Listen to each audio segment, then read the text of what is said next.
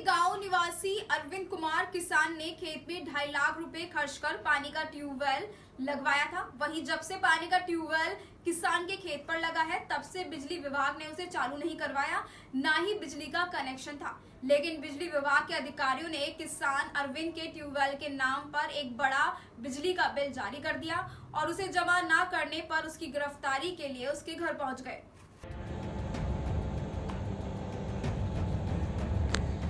मुरादाबाद के विकासखंड मूड़ा पांडे ब्लॉक क्षेत्र की ग्राम पंचायत अक्का डिलारी गांव निवासी अरविंद कुमार किसान ने खेत में 2.5 लाख रुपए खर्च कर पानी का ट्यूबवेल अपने खेत में लगवाया था। वहीं जब से पानी का ट्यूबवेल किसान के खेत में लगा है, तब से बिजली विभाग ने उसे चालू नहीं करवाया, ना ही बिजली का कनेक्शन था। लेकिन बिजली विभाग के अधिकारियों ने किसान अरविंद के ट्यूबवेल के नाम से बिजली का बिल बनाकर उसके घर पर नोटिस भिजवा दिया, जिसको देखकर अरविंद के होश उड़ गए।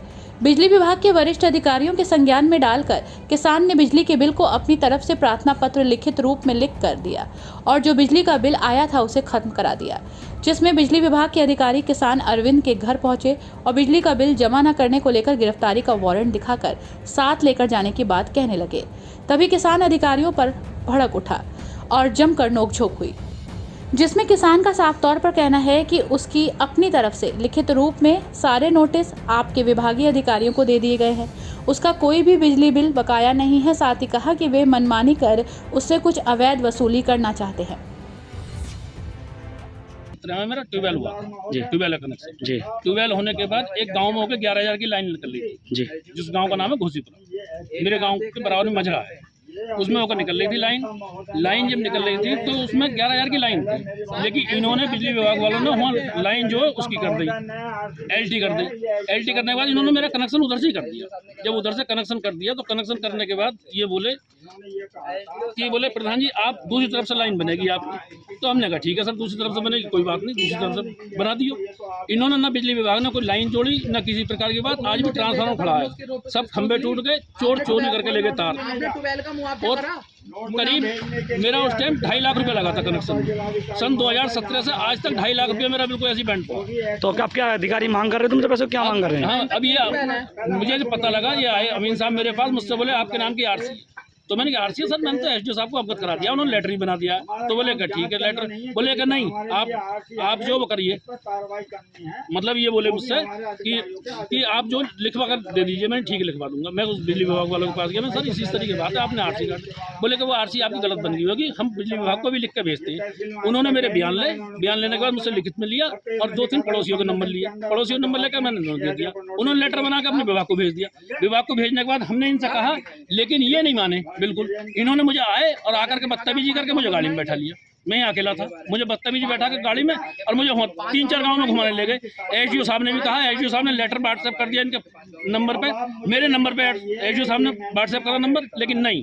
क्या लाइन जिस लाइन के लिए ये बता रहे हैं यहाँ पे कुछ पैसे बकाया है, तो क्या लाइन वो चालू है? अरे कभी आज तक चालू ही नहीं हुई। तो फिर किस चीज़ का बिल है ये? वैसे ही बना कर दे दिया उन्होंने, बिजली विभाग वालों। किन्होंने बना कर दिया है? एसडीओ साहब ने। किसकी लापरवाही है ये? बिजली विभाग की लापरवाही। क्या मांग करना चाहते हैं आप? हम बिजली विभाग की, हमारा ट्यूबवेल चालू होना चाहिए पहली बात, तो हमारा इतना लंबा बॉन्ड पड़ाएगा और हमारा बिल माफ होना चाहिए। तो बिल फिर किस चीज़ का? जब लाइट ही नहीं आ रही है, खंभे टूटे पड़े, तो किस चीज़ का बिल है? तो आज भी है क्या? एसडीओ साहब 3-4 बार। क्या चाहते हैं आप, क्या मांग करना चाहते हैं आप? हमारा पहली बात तो ये अमीन साहब ने मेरे साथ बदतमीजी दिखाई है, इन्हें बदतमीजी दिखाने का कोई अधिकार नहीं। जब मैंने कह दिया और बिजली उन विभाग वालों ने भेज दिया लेटर, इनके व्हाट्सएप पे भेज दिया, बोले कि कोई भी किसी तरह की बदतमीजी। ठीक। इस दौरान किसान और बिजली विभाग के अधिकारियों में कई घंटों तक जमकर नोकझोंक हुई और कार्रवाई की बात कहते हुए बिजली विभाग के अधिकारी अरविंद कुमार के घर से वापस लौट गए। करने गलत हैं जी। ये हैं आराम से अरविंद कुमार जी, पिता का नाम राम प्रसाद जी, निवासी अक्का पांडे भोजपुर, डाकखाना अक्का डिलारी।